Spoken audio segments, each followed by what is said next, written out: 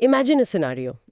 एक राज्य है जिसने दशकों तक बहुत मेहनत की, सेंटर की पॉपुलेशन कंट्रोल पॉलिसीज को बिल्कुल सख्ती से लागू किया, अपनी इकोनॉमी बढ़ाई और देश के डेवलपमेंट में अपना पूरा योगदान दिया। राइट। तो इसका इनाम उस राज्य को क्या मिलना चाहिए? शाबाशी या फिर ज्यादा फंड्स? लेकिन असलियत में उस राज्य का फंडिंग एलोकेशन उल्टा काट दिया जाता है, यानी उसे उसी की सफलता के लिए पेनलाइज किया जा रहा है। सही कहा आपने, और ये सुनने में बड़ा अजीब लगता है। Welcome to the paradox of Indian federalism today. Aspirants, आज के इस डीप डाइव सेशन में हमारा मिशन है 4 ऐसे बेहद महत्वपूर्ण एडिटोरियल्स को डिकोड करना जो आपके जीएस पेपर 2 और जीएस पेपर 3 के नजरिए से एकदम गेम चेंजर साबित होने वाले हैं। बिल्कुल। और हम यहाँ सिर्फ ऊपर ऊपर की बातें नहीं करेंगे, बल्कि इन मुद्दों के बिल्कुल गहराइयों में जाकर इनके मैकेनिज्म्स को समझेंगे। पर चर्चा शुरू करने से पहले मेरी तरफ से एक बहुत ही क्लियर डिस्क्लेमर। हाँ, जरूर बताइए। देखिए एस्पिरेंट्स, आज के हमारे सोर्सेज में कुछ राजनीतिक और जियोपॉलिटिकल रूप से संवेदनशील बातें हैं, लेकिन एक सच्चे यूपीएससी एस्पिरेंट की तरह हमें किसी भी विचारधारा या पॉलिटिकल पार्टी का पक्ष नहीं लेना है। हमारा काम केवल इन लेखों में मौजूद तर्कों, फैक्ट्स और कॉन्स्टिट्यूशनल एंगल्स का मतलब एक विशुद्ध एकेडमिक एनालिसिस करना है। I totally agree. और अगर हम आज के इस चारों विषयों को ध्यान से देखें तो एक बहुत ही दिलचस्प कॉमन थ्रेड उभर कर आता है। वो क्या है? वो थ्रेड है स्थापित नियमों और इंस्टीट्यूशनल सेफगार्ड्स का परीक्षण। चाहे वो देश के भीतर का फेडरल स्ट्रक्चर हो, नागरिकों के डिजिटल राइट्स हो, चुनावी राजनीति हो या फिर इंटरनेशनल ट्रेड का ग्लोबल ऑर्डर हो, हर जगह एस्टैब्लिश्ड इंस्टीट्यूशंस को एक तरीके से बाईपास किया जा रहा है। ये बहुत ही सॉलिड पॉइंट पकड़ा है आपने। तो चलिए शुरुआत करते हैं भारत के कॉन्स्टिट्यूशनल आर्किटेक्चर से। जीएस पेपर 2 का जो हिस्सा है इंडियन कॉन्स्टिट्यूशन, फेडरलिज्म और सेंटर स्टेट रिलेशंस, वो हमेशा से एक कोर टॉपिक रहा है। हाँ, ऑलमोस्ट हर साल इससे सवाल आते ही हैं। एग्जैक्टली। तो अभी हाल ही में पूर्व chief election commissioner SY Qureshi ने एक एडिटोरियल में डबल इंजन सरकार के नारे का बहुत ही क्रिटिकल एनालिसिस किया है। अगर हम इसको मेंस पर्सपेक्टिव से देखें तो सतह पर इसके प्रोस काफी सीधे और लॉजिकल लगते हैं। जैसे कि बेटर कोऑर्डिनेशन। हाँ बिल्कुल, कोऑपरेटिव फेडरलिज्म के तहत अगर सेंटर और स्टेट में एक ही पॉलिटिकल अलाइनमेंट हो तो डेवलपमेंट प्रोजेक्ट्स में बेटर कोऑर्डिनेशन होता है और पॉलिसीज जल्दी लागू होती हैं। लेकिन इस लेख का तर्क ये है कि इस नारे का जो एक इम्प्लिसिट इम्प्लीकेशन निकल रहा है कि विकास केवल तभी होगा जब राज्य और सेंटर में एक ही पार्टी हो, ये कॉन्स्टिट्यूशनल थ्योरी के बिल्कुल खिलाफ जाता है। वो कैसे? एस्पिरेंट्स को थोड़ा और डिटेल में समझाइए। देखिए, टैक्स कलेक्शन जो है वो किसी सत्ताधारी पार्टी का नहीं होता, वो यूनियन ऑफ इंडिया का होता है। एक छोटा सा एग्जाम्पल लेते हैं। केरला या तमिलनाडु का कोई सिटीजन भी तो मतलब यूपी या एमपी के सिटीजन जितना ही इनकम टैक्स या जीएसटी दे रहा है ना। हाँ, टैक्स ब्रैकेट्स तो सबके लिए सेम है। एग्जैक्टली। तो रिसोर्सेज का डिस्ट्रीब्यूशन इस बात पर कैसे निर्भर कर सकता है कि किस राज्य ने किस आइडियोलॉजी को वोट दिया। सही बात है, और यही वो बिंदु है जहां फेडरल फ्रिक्शन या कहें सेंटर और राज्यों के बीच का असली टकराव पैदा होता है। सदर्न स्टेट्स की ये एक बहुत बड़ी और जेन्युइन चिंता है जिसका जिक्र इस आर्टिकल में है। वो पॉपुलेशन कंट्रोल वाली बात है ना। राइट, जो एग्जाम्पल आपने शुरू में दिया था। इन राज्यों ने पॉपुलेशन कंट्रोल में जबरदस्त सफलता हासिल की, लेकिन 15th फाइनेंस कमीशन और अब 16th फाइनेंस कमीशन के एलोकेशन फॉर्मूलाज में पॉपुलेशन एक बहुत बड़ा क्राइटेरियन होता है। तो उन्हें लगता है कि उन्हें उनकी सक्सेस के लिए पनिश किया जा रहा है। बिल्कुल। दक्षिणी राज्यों को डर है कि उनके अच्छे प्रदर्शन के बावजूद नए पॉपुलेशन डेटा का यूज करके उन्हें कम फंड्स दिए जा रहे हैं, यानी लिटरली उन्हें पिनलाइज किया जा रहा है। और इसी के साथ एक और बहुत बड़ा मैकेनिज्म है जिसका सेंटर सरकार इस्तेमाल कर रही है, सेसेस और सरचार्जेस का बढ़ता उपयोग। ये बहुत इंपॉर्टेंट पॉइंट है यूपीएससी के लिए। हाँ, अब एक आम एस्पिरेंट सोचेगा कि टैक्स तो टैक्स है, इसमें दिक्कत क्या है भाई? दिक्कत ये है कि सेसेस और सरचार्जेस डिविजिबल पूल का हिस्सा नहीं होते। डिविजिबल पूल यानी वो खजाना जिसे कॉन्स्टिट्यूशनल रूप से सेंटर को राज्यों के साथ बांटना होता है। सही कहा।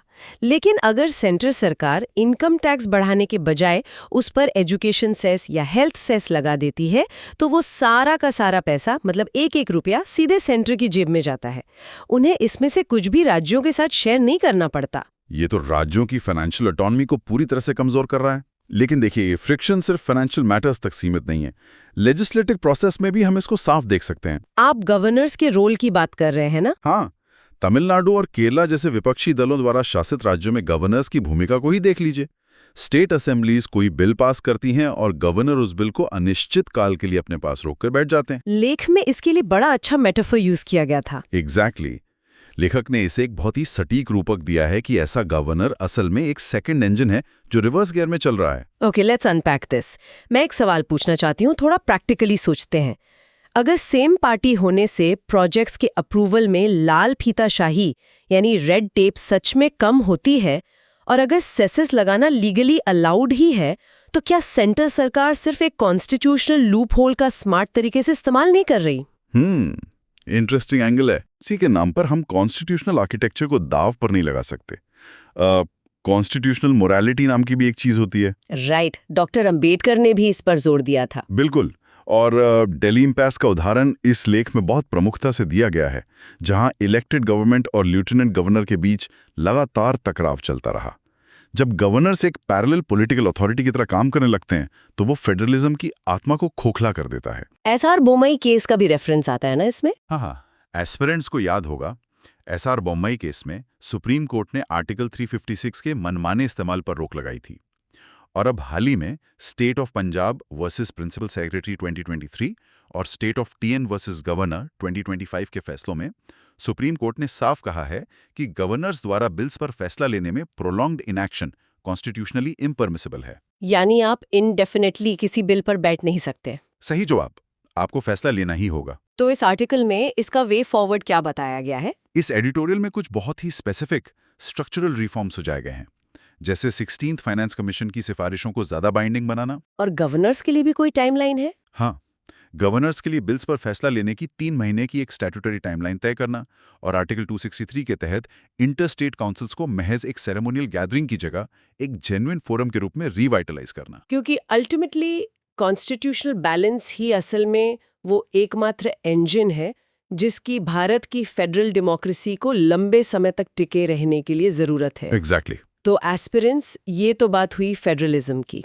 तो हमने देखा कि कैसे सेंटर सरकार फाइनेंशियल और लेजिस्लेटिव वर्क अराउंड्स का इस्तेमाल करके राज्यों को बाईपास कर रही है। लेकिन पावर को सेंट्रलाइज करने की ये प्रवृत्ति सिर्फ स्टेट गवर्नमेंट्स तक सीमित नहीं है, ये सीधे नागरिकों तक, हमारे और आपके मोबाइल स्क्रीन्स तक पहुंच रही है। आप डिजिटल राइट्स और सेंसरशिप वाले एडिटोरियल की बात कर रहे हैं, राइट? करेक्ट। हाँ, अब हम आ गए हैं जीएस पेपर 2 और 3 के इंटरसेक्शन पर, फंडामेंटल राइट्स, आईटी एक्ट और इंटरनल सिक्योरिटी। इस एडिटोरियल का कोर इशू है सरकार द्वारा स्वतंत्र पत्रकारों और एक्टिविस्ट्स के सोशल मीडिया अकाउंट्स को ब्लॉक करना। इसमें कुछ डेटा भी दिया गया था जो बहुत शॉकिंग है। बहुत ज्यादा डेटा देखिए। 2014 से 2021 के बीच ब्लॉक किए गए यूआरएल्स की संख्या 470 से बढ़कर सीधे 9,800 हो गई है। अरे बाप रे, ये जंप सच में बहुत अलार्मिंग है, खासकर तब जब वेस्ट एशिया पॉलिसीज या एलपीजी क्राइसिस जैसी नीतियों की आलोचना करने वाले अकाउंट्स को टारगेट किया जा रहा हो। मेंस के नजरिए से हमें यहाँ डाइल्यूशन ऑफ सेफगार्ड्स के मैकेनिज्म को समझना होगा।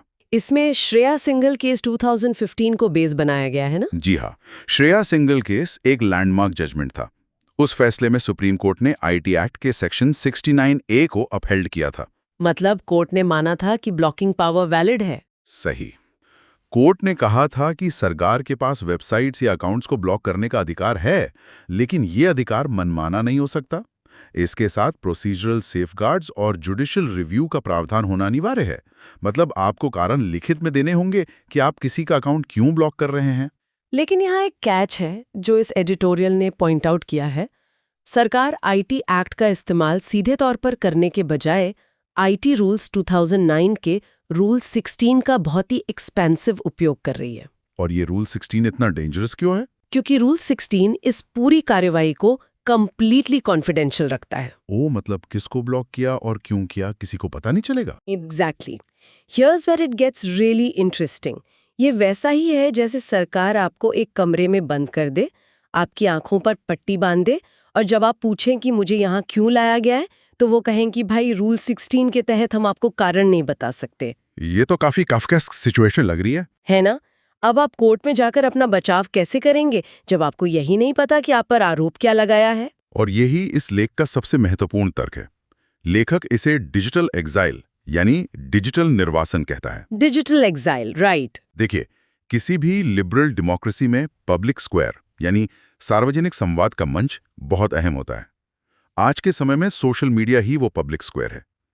किसी व्यक्ति को बिना किसी ट्रांसपेरेंट प्रक्रिया के वहां से पूरी तरह हटा देना ऑथोरिटेरियनिज्म की तरफ एक बड़ा कदम है। और इस आर्टिकल में एक और नए खतरे की तरफ इशारा किया गया है। वो क्या? सरकार इन ब्लॉकिंग पावर्स का डिसेंट्रलाइजेशन करने का प्लान कर रही है। इसका मतलब है कि आगे चलकर सिर्फ आईटी मिनिस्ट्री नहीं, बल्कि अलग-अलग मंत्रालयों को भी कंटेंट ब्लॉक करने के अधिकार मिल जाएंगे। तो फिर तो हर मंत्रालय अपने हिसाब से सेंसरशिप करेगा, और वो भी बिना किसी मजबूत ओवरसाइट के। इससे आर्बिट्ररी सेंसरशिप का खतरा कई गुना बढ़ जाएगा। बिल्कुल बढ़ेगा। पर एक सेकंड, मैं इस बात से सहमत हूं कि ट्रांसपेरेंसी होनी चाहिए, लेकिन थोड़ा स्टेट के नजरिए से भी सोचते हैं। चलिए बताइए, आपका क्या डाउट है? क्या पब्लिक ऑर्डर और नेशनल सिक्योरिटी को बनाए रखने के लिए, खासकर आज के इस डिजिटल एज में जहां मिस इन्फॉर्मेशन जंगल की आग की तरह फैलती है, स्टेट के पास इमरजेंसी पावर्स का होना इनएविटेबल नहीं है? आई मीन, तुरंत एक्शन लेना पड़ता है ना कई बार। व्हाट्स फैसिनेटिंग हियर इज कि कोई भी अधिकार एब्सोल्यूट नहीं होता। नेशनल सिक्योरिटी सर्वोपरि है, इसमें कोई दो राय नहीं है। लेकिन ज्यूरिस्प्रूडेंस में एक बहुत जरूरी सिद्धांत होता है, डॉक्ट्रिन ऑफ प्रोपोर्शनैलिटी, यानी अनुपात का सिद्धांत। सही पकड़ा। इसका मतलब है कि सरकार की कार्यवाही उस खतरे के अनुपात में होनी चाहिए जिससे वो निपट रही है। आप एक मच्छर मारने के लिए तोप का इस्तेमाल तो नहीं कर सकते ना। Fair point. जैसे 2023 में बीबीसी डॉक्यूमेंट्री के लिंक्स ब्लॉक करने के लिए जिस तरह से थ्रेट टू पब्लिक ऑर्डर की परिभाषा को खींचा गया, वो चिंताजनक है। रूल 16 का इस्तेमाल करके राइट टू बी हर्ड का जो सिस्टमैटिक वायलेशन हो रहा है, वो नागरिकों के constitutional right to free speech पर भारी पड़ रहा है। और इसका कोर्ट्स पर भी असर दिख रहा है। बिल्कुल। इसका एक और बड़ा उदाहरण देखिए, Twitter versus Karnataka high court का केस। जब ट्विटर ने इन गोपनीय यानी कॉन्फिडेंशियल ब्लॉकिंग ऑर्डर्स को कोर्ट में चुनौती दी, तो कोर्ट ने उल्टा ट्विटर पर ही भारी जुर्माना लगा दिया। ओह वाह, तो इससे तो स्टेट और ज्यादा एम्बोल्डन हो जाएगा। एग्जैक्टली। इस तरह के फैसलों से स्टेट को लगता है कि उनका सेंसरशिप का तरीका लीगली वैलिडेटेड है। तो ये बात साफ है कि सेफगार्ड्स सिर्फ कागज पर लिखे होने से काम नहीं चलेगा, उन्हें प्रैक्टिस में भी लागू होना चाहिए। खैर, डिजिटल राइट्स की इस चर्चा के बाद अब जरा हम वर्चुअल दुनिया से बाहर निकलकर असल जमीनी लोकतंत्र की तरफ चलते हैं, जहां एक्चुअली वोट डाले जाते हैं। यानी हमारा तीसरा टॉपिक। हाँ, हमारा तीसरा टॉपिक है जीएस पेपर 2 से salient features of the RPA, regional politics और गवर्नेंस। हम बात कर रहे हैं असम की, जो इस वक्त पॉलिटिकल स्ट्रैटेजी का एक अनोखा थिएटर बन गया है। 9 अप्रैल को असम विधानसभा चुनाव हैं, और ये लेख वहां के पॉलिटिकल चर्न का बहुत ही शार्प क्रिटिकल एनालिसिस प्रस्तुत करता है। असम के पॉलिटिक्स को समझना किसी भी यूपीएससी एस्पिरेंट के लिए कितना जरूरी है? बहुत जरूरी है, क्योंकि ये भारत के बॉर्डर स्टेट्स की कॉम्प्लेक्स रियलिटीज का एक क्लासिक केस है। देखिए, ऐतिहासिक रूप से असम की राजनीति हमेशा से बंगाली भाषी प्रवासियों यानी इल्लीगल माइग्रेशन के मुद्दे पर केंद्रित रही है। हाँ, वो असम मूवमेंट इसी पर बेस था ना? बिल्कुल। वहां के नेटिविस्ट यानी मूल निवासी राजनीति इसी बाहरी माइग्रेशन के विरोध में पनपी थी, और इसका धर्म से कोई लेना देना नहीं था। चाहे इमिग्रेंट हिंदू हो या मुस्लिम, अगर वो बाहरी है तो उसका विरोध होगा। लेकिन इस लेख के अनुसार पिछले कुछ सालों में वहाँ एक बहुत बड़ा आइडियोलॉजिकल शिफ्ट आया है। किस तरह का शिफ्ट? इस नेटिविस्ट पॉलिटिक्स को अब पूरी तरह से हिंदू मुस्लिम टकराव के नैरेटिव में तब्दील कर दिया गया है। और इस बदलाव के पीछे मैकेनिज्म क्या है? सबसे बड़ा मैकेनिज्म जो इस एडिटोरियल ने हाईलाइट किया है वो है 2023 का डीलिमिटेशन। लेख में इस डीलिमिटेशन एक्सरसाइज पर कम्युनल जेरीमैंडरिंग के आरोप लगाए गए हैं। एस्पिरेंट्स, यहाँ जेरीमैंडरिंग का मतलब समझना बहुत जरूरी है आपके लिए। मैं थोड़ा सिंपल टर्म्स में समझाती हूँ। मान लीजिए एक जिला है जहाँ 60% मुस्लिम आबादी है और 40% हिंदू आबादी। अगर आप चुनाव क्षेत्रों की सीमाएं यानी कॉन्स्टिट्यूएंसीज की बाउंड्रीज इस तरह से दोबारा ड्रॉ करते हैं कि वो मुस्लिम बाहुल्य जिला 3 अलग-अलग हिस्सों में कट जाए, राइट, और उन तीनों हिस्सों को पड़ोस के बड़े हिंदू बाहुल्य क्षेत्रों के साथ जोड़ दिया जाए, तो नतीजा क्या होगा? नतीजा ये होगा कि वो 60% मेजॉरिटी वाली आबादी अब उन 3 नई सीट्स पर महज एक माइनॉरिटी बनकर रह जाएगी। उनका वोटिंग इन्फ्लुएंस टोटली डाइल्यूट हो जाएगा। एग्जैक्टली। लेखिए के अनुसार असम के डिलिमिटेशन में ठीक यही किया गया है, ताकि इंडिजिनस कम्युनिटीज के प्रतिनिधित्व को बढ़ाया जा सके और खास कम्युनिटीज के वोटर्स के प्रभाव को कम किया जा सके। और सिर्फ डिलिमिटेशन ही नहीं, कोलिशन पॉलिटिक्स का जो नया खेल चल रहा है वो भी देखने लायक है। कांग्रेस ने 10 साल के वनवास के बाद वापसी के लिए रयोजर दल, जिसके नेता अखिल गोगोई हैं, और एंटी-सीएए पार्टी एजेपी के साथ गठबंधन किया है। और एआईयूडीएफ का क्या सीन है अभी? एआईयूडीएफ, जो एक समय लोअर असम में बहुत मजबूत ताकत थी, वो अब अलग थलग पड़ गई है और अकेले चुनाव लड़ रही है। दूसरी तरफ अगर हम सत्ताधारी खेमे को देखें तो एजीपी जैसी पुरानी और मजबूत क्षेत्रीय पार्टी का हाल देखिए। एजीपी तो असम अकॉर्ड के बाद आई थी ना? हाँ, जो कभी असमीज रीजनलिज्म की ध्वजवाहक थी, उसका अपना आइडियोलॉजिकल स्पेस अब पूरी तरह से बीजेपी ने निगल लिया है। और बोडोलैंड के इलाके में बीजेपी ने अपने पुराने सहयोगी यूपीपीएल को हटाकर बीपीएफ के साथ नया गठबंधन कर लिया है। तो बेसिकली सब कुछ प्योर इलेक्टरल मैथ के हिसाब से सेट किया जा रहा है। सही कहा। और इस पूरी पॉलिटिकल इंजीनियरिंग में जो सबसे बड़ी चिंता इस आर्टिकल में उठाई गई है वो है चैलेंजेस ऑफ गवर्नेंस। मतलब असली मुद्दे गायब हैं। बिल्कुल। डेमोग्राफिक चेंज का डर इतना हावी कर दिया गया है कि चुनाव में जो असल मुद्दे होने चाहिए, जैसे क्रोनी कैपिटलिज्म, इंफ्रास्ट्रक्चर प्रोजेक्ट्स के नाम पर पर्यावरण का विनाश, बाढ़ की समस्या, ये सब पूरी तरह से साइडलाइन हो गए हैं। लेखक कहता है कि ऐसा लगता है जैसे फियर ने होप की जगह ले ली है। So what does this all mean? मेरा एक सीधा सा सवाल है आपसे। क्या इसका मतलब ये है कि जो बड़ी नेशनल पार्टीज हैं वो अपने पॉलिटिकल सर्वाइवल और डोमिनेंस के लिए रीजनल मुद्दों को या कहें सब नेशनलिज्म को पूरी तरह से हाईजैक कर रही हैं? This raises an important question, और इसका सबसे सटीक जवाब हमें सिटीजनशिप अमेंडमेंट एक्ट यानी CAA 2019 के असर को देखने से मिलता है। कैसे? CAA का इससे क्या डायरेक्ट लिंक है? देखिए, CAA ने भारत के नागरिकता कानून में एक कम्युनल एलिजिबिलिटी क्लॉज जोड़ दिया।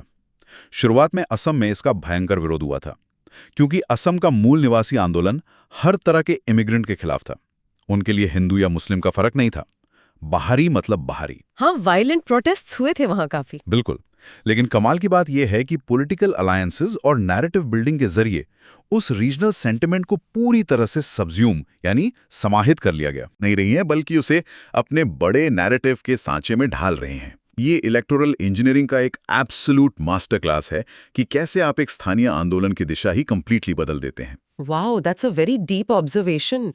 तो एस्पिरेंट्स, हमने देखा कि कैसे राज्यों की स्वायत्तता, नागरिकों के डिजिटल अधिकार और क्षेत्रीय राजनीतिक संस्थाओं को डोमेस्टिक लेवल पर बाईपास किया जा रहा है। लेकिन ये ट्रेंड सिर्फ भारत तक सीमित नहीं है ना? बिल्कुल नहीं। अब हम अपने चौथे और आखिरी टॉपिक की ओर रुख करते हैं, जो हमें इंटरनेशनल ट्रेड की दुनिया में ले जाता है। GS पेपर 2 और 3, इंटरनेशनल रिलेशंस, ग्लोबल ग्रुपिंग्स और इकोनॉमी। यहाँ कहानी यह है कि दुनिया का सबसे ताकतवर देश अपने ही बनाए हुए मल्टीलैटरल नियमों को तोड़ रहा है। जी हाँ, हम बात कर रहे हैं यूनाइटेड स्टेट्स की। इस एडिटोरियल का कोर इशू शुरू होता है US सुप्रीम कोर्ट के एक हालिया फैसले से। ट्रंप वाले रेसिप्रोकल टैरिफ्स पर जो रूलिंग आई है। एग्जैक्टली। प्रेसिडेंट ट्रंप ने अपने कार्यकाल के दौरान कई देशों पर रेसिप्रोकल टैरिफ्स लगाए थे।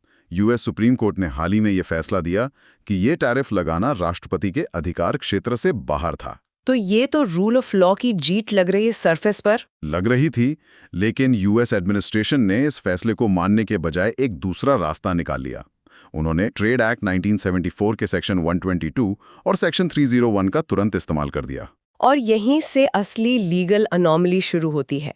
एस्पिरेंट्स, ध्यान दीजिएगा, अगर हम सेक्शन 122 की बात करें तो इसके तहत US राष्ट्रपति 10% सरचार्ज लगा सकते हैं। लेकिन इसकी शर्त क्या है? शर्त यह है कि ऐसा करने के लिए देश में बैलेंस ऑफ पेमेंट यानी BOP संकट का होना अनिवार्य है। BOP संकट तब होता है जब कोई देश अपने इंपोर्ट का बिल चुकाने में असमर्थ हो जाता है, जैसे भारत में 1991 में हुआ था। राइट। और ये WTO का भी एस्टैब्लिश्ड नियम है। लेकिन मजे की बात यह है कि US, जो दुनिया की सबसे बड़ी इकोनॉमी है, वहां ऐसा कोई BOP संकट दूर दूर तक नहीं है। फिर भी उन्होंने इस क्लॉज को इन्वोक कर दिया। ये तो सीधा सीधा रूल्स का मजाक उड़ाना हो गया। और सेक्शन 301 तो इससे भी ज्यादा मनमाना है। ये US को एक यूनिलैटरल राइट यानी एक तरफा अधिकार देता है। यानी वो खुद ही जज बन गए? हाँ, इसके तहत US खुद जांच करेगा, खुद तय करेगा कि किसी दूसरे देश ने इंटरनेशनल ट्रेड रूल्स का उल्लंघन किया है या नहीं, और खुद ही सजा के तौर पर उस देश पर टैरिफ लगा देगा। ये तो वही कहावत हो गई ना जो इस आर्टिकल में मेंशन की गई है, कौन सी? वन कैनॉट बी द जज ऑफ वन्स ओन कॉज। लेकिन यूएस यहाँ ठीक यही कर रहा है। अब यहाँ एक सीरियस यूपीएससी एस्पिरेंट के मन में सवाल आना लाजमी है कि भाई जब कोई देश इतने खुलेआम नियमों की धज्जियां उड़ाता है तो डब्ल्यूटीओ यानी वर्ल्ड ट्रेड ऑर्गेनाइजेशन कर क्या रहा है? उनका डिस्प्यूट सेटलमेंट मैकेनिज्म किस दिन के लिए बना था? यहीं पर हमें सिस्टमिक कोलैप्स का असल मैकेनिज्म समझ में आता है। यूएस ने डब्ल्यूटीओ को सीधे तौर पर छोड़ने के बजाय उसको अंदर से पंगु बना दिया है। ओह, वो अपेलेट बॉडी वाली बात। हाँ, डब्ल्यूटीओ की एक अपेलेट बॉडी होती है जो ट्रेड डिस्प्यूट्स पर अंतिम फैसला सुनाती है। इस बॉडी के काम करने के लिए जजेस का एक मिनिमम कोरम होना जरूरी है। यूएस ने बहुत ही चालाकी से, खासकर पिछले कुछ सालों में, इस अपेलेट बॉडी में नए जजेस की नियुक्तियों को वीटो करना शुरू कर दिया। यानी अपॉइंटमेंट होने ही नहीं दी। एग्जैक्टली। जैसे जैसे पुराने जजेस रिटायर होते गए, नई नियुक्तियां हुई नहीं। नतीजा, कोर्ट के पास फैसले सुनाने के लिए जज ही नहीं बचे। Wait, I mean, so the US basically refused to appoint judges to the WTO, and because there are no judges, they can't be found guilty of breaking trade rules. That is shockingly simple and absurd. सही बात है। जिस विश्व व्यापार के mechanism को कभी खुद यूएस ने ही डिजाइन किया था, आज उसी यूएस ने उसे पूरी तरह से पैरालाइज कर दिया है। तो एक प्रैग्मेटिक सवाल बनता है यहाँ, अगर यूएस के पास दुनिया की सबसे बड़ी इकोनॉमी की बिग स्टिक है और डब्ल्यूटीओ काम ही नहीं कर रहा, तो क्या भारत को प्रैक्टिकल होकर अपनी बायलैटरल डील्स यूएस के साथ गुपचुप तरीके से फाइनल नहीं कर लेनी चाहिए? आप कह रही हैं कि रूल्स छोड़कर डील कर लो? हाँ, मतलब हम मल्टीलैटरल रूल्स के रिवाइव होने का इंतजार क्यों करें ऐसी सिचुएशन में? देखिए, ये एक बहुत ही टेम्पटिंग थॉट है और शॉर्ट टर्म में ये भारत को बिल्कुल फायदा दे भी सकता है। इस लेख में मलेशिया का उदाहरण दिया गया है। मलेशिया ने तो यूएस सुप्रीम कोर्ट के फैसले के बाद अपने खुद के ट्रेड एग्रीमेंट को ही नल एंड वॉइड घोषित कर दिया। पर क्या इंडिया को ऐसा करना चाहिए? इंडिया के लिए लंबी रेस में ये अप्रोच हमारी स्ट्रेटेजिक ऑटोनॉमी के लिए खतरनाक हो सकती है।